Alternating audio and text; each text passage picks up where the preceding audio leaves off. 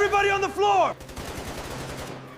subaxnimadii 24 Agoosto 1994 magaalada caasimadda oo ah Morocco ee Marrakesh gaar ahaan waddo lagu magacaabo Faransa oo caan ku ahayd hoteelada raaxada iyo ciriiriga dalxiisayaasha 4 nin oo hubeysan ayaa xoog ku galay mid ka mid ah hoteelada waxayna rasaas si aan kala socodlayn ugu fureen dalxiisayaashii ku sugnaa hoteelada waxaa dhaawacmay tiro ka mid ah shaqaalihii hoteelka halka 2 dalxiis oo u dhashay Spain la dilay warkaasi wuxuu gilgilay Morocco iyo guud ahaan dunida Carabta 3 maalmood oo kale kadib gaar ahaan 27 Agoosto waxaa la qabtay dadkii weerarka geystay waxaana la ogaaday in ay jireen shabakado kale oo hubeysan oo qorsheynayay in ay weeraraan magaalooyin ay ka mid yihiin Tanja, Fas iyo Casablanca 3 maalmood oo kale kadib 30 Agoosto dowladda Morocco waxay si rasmi ah ugu eedeysay sirdoonka Algeria inuu ka dambeeyay weeraradan waxayna ku soo rogtay fiiso muwaadiniinta Algeria ee soo galaya dhulkeeda jawaab ahaan Algeria waxa ay gabi ahaanba iyadana xirtay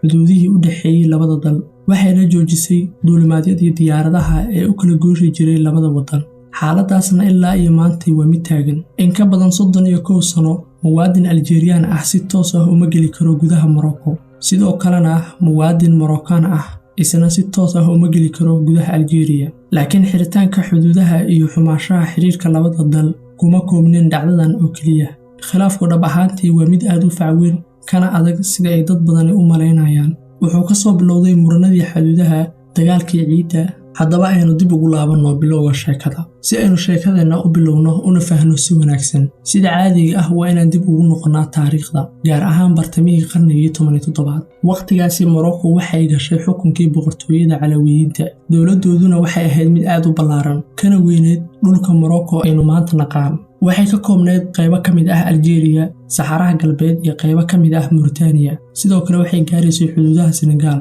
waxayna ahayd dawlad aad u weyn oo ballaaran dhanka kale Algeria waqtigaasi waxay ahayd gobol hoos yimaada boqortooyada Cusmaaniyiinta waxayna muddo dheer ku naaloonaysay xasilooni iyo degnaansho markii la gaaray bilowgii qarnigii 19aad Faransiisku wuxuu bilaabay isku dayigiisii uu ku doonayay in uu qabsado Algeria isagoo ka faa'iideysanaya tabardaradii ku timid boqortooyadii Cusmaaniyiinta hadda waxaan soo gaarnay sanadkii 1830 markaas Algeria waxaa si rasmi ah u qabsaday ciidankii Faransiiska arrintaasna waxay dhalisay halgan hubeysan oo ka dhan ah guumeysiga Faransiiska inta badan dadku waxay yaqaanaan Emir Abdulqaadir Aljazaa'ir oo ahaa astaanta ugu weyneed ee halgankii xorriyadda Algeria amirkaas iyo dagaalyahanadii kale ee reer Algeria waxa hub iyo dhaqaale taageero siinayay Morocco ugu dambeyntii kadib sanado badan oo Emir Abdulqaadir la dagaalamayay Faransiiska wuxuu go'aansaday inuu u baxsado dhanka Morocco wuxuu galay Morocco isagoo ku jiray ilaalintii Suldaan Moulay Abdulrahmaan Faransiiskuna wuxuu xilligaasi u arkayay Morocco dal cadow ku ah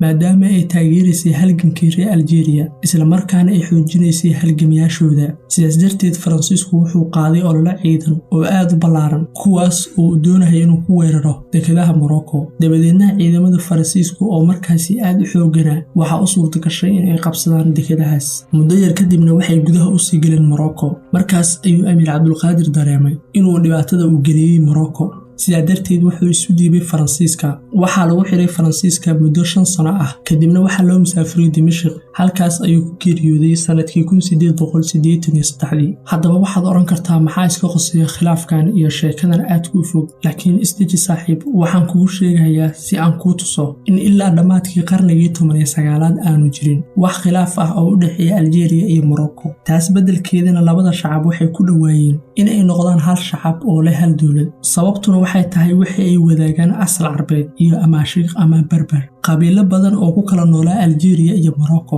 waxay ahaayeen qabiilo isku xiran oo xuduudu ay kala qaybsay mana jirin wax khilaaf ah oo la xusi karo oo u dhaxeeyay dadkaasi laakiin khilaafka ugu weyn wuxuu bilaabmay kadib markii Faransiisku uu la wareegay gobolka bilowgii qarnigii 20aad Algeria wali waxay ku jirtay guumeysigii tooska ahaa ee Faransiiska dhanka kale dalka waxaa lagu hayay takoor iyo dacaayad aad u xun waxaa si xoog leh loogu faafinayay luqadda Faransiiska halka luqadda Carabigana aad lagula dagaalamayay xaalad la mid ah ayay ku jirtay Morocco inkastoo ay wax yar ka duwaneed Morocco si rasmi ah uguma jirin guumeysi toos ah balse waxay ku hoos jirtay wax loo yaqaan maxmiyadii Faransiiska isla muddadaasna qaybo ka mid ah waqooyiga iyo koonfurta Morocco waxay ku jireen guumeysigii Isbaanishka